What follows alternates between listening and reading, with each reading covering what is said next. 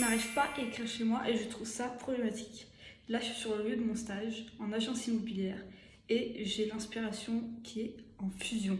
Alors que chez moi, je n'arrive pas à écrire. Mais pourquoi? J'ai un théorème, quand je suis chez moi, c'est après une longue journée et remplie de fatigue. C'est le cas de le dire. Mais quand on bouge, l'inspiration est plus facile à venir. On voit des choses, on vit des choses et on est sur un autre endroit que chez soi. De toute évidence, on ne fait pas vivre nos personnages chez nous.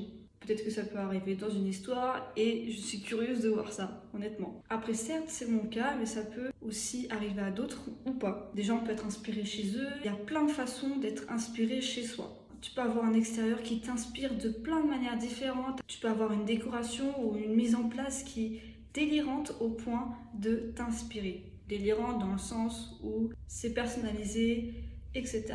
Dans mon cas, c'est la même chambre que je partage depuis que je suis toute petite, depuis que j'ai l'âge de 3 ans.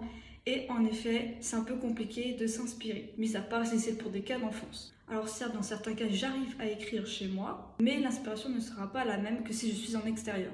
Par exemple, quand je suis en vacances, l'inspiration est énorme. Je vois des choses, je vis des choses, j'expérimente des choses et ça m'inspire.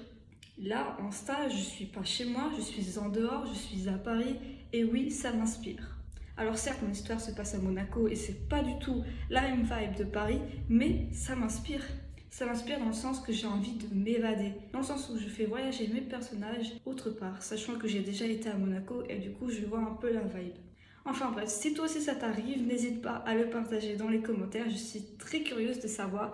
Et si vous, ça vous inspire d'écrire chez vous, je suis aussi très curieuse. En attendant, n'hésitez pas à aller voir ma page Wattpad où j'ai écrit quelques histoires, pas beaucoup, je vous assure, ou Amazon où j'ai auto-édité quelques histoires, je vous laisse la surprise, et sur Instagram et TikTok où je suis présente activement.